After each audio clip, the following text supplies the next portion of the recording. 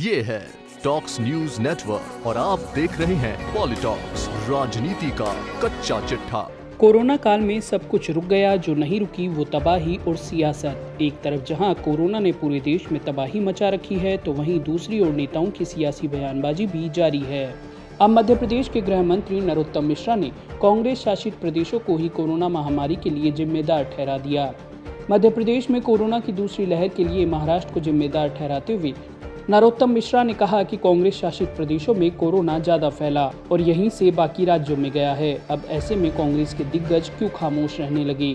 कांग्रेस शासित राज्यों के नेताओं ने भी जमकर पलटवार किया। यही नहीं, नरोत्तम मिश्रा के इस बयान पर कांग्रेस ने उनके इस्तीफे की भी मांग कर डाली।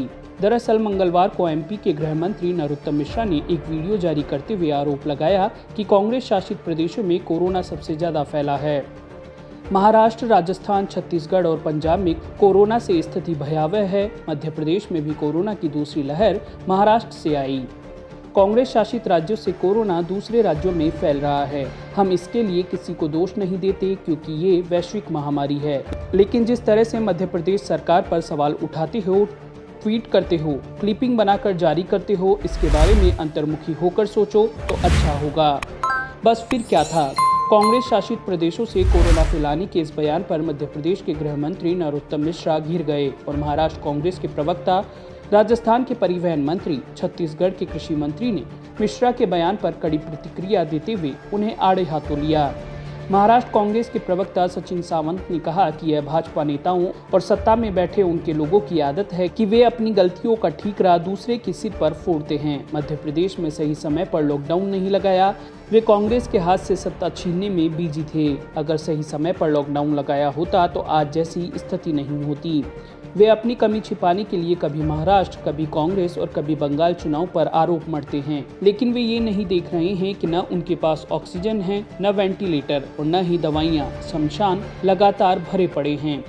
वहीं राजस्थान के परिवहन मंत्री प्रताप सिंह खाचरियावास ने कहा कि मध्य प्रदेश के महान मंत्री का बयान बता रहा है कि जैसे इनके नेता मोदी हैं, वैसे ही इनके मंत्री हैं। देश में कोरोना फैलाने के लिए अगर कोई जिम्मेदार है तो वह केंद्र सरकार और पीएम मोदी है। 5 राज्यों के चुनाव में जिस तरह रैलियां कर भीड़ जुटाई, उसे रोका क्यों नहीं गया।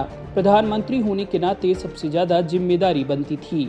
अब ऑक्सीजन, दवाएं व वैक्सीन उपलब्ध कराने में राजस्थान सहित कई राज्यों के साथ भेदभाव किया जा रहा है। वहीं छत्तीसगढ़ के कृषि मंत्री रविंद्र चौबे ने कहा कि देश का मीडिया हालात दिखा रहा है, सुप्रीम कोर्ट फटकार लगा रहा है। यूपी की लाशें गंगा में बहकर बिहार पहुंच गई। यूपी और एमपी में दुर्गति है, पहले उसे सुधारे। एमपी में तो बेड, ऑक्सीजन की कमी से लोग परेशान हैं।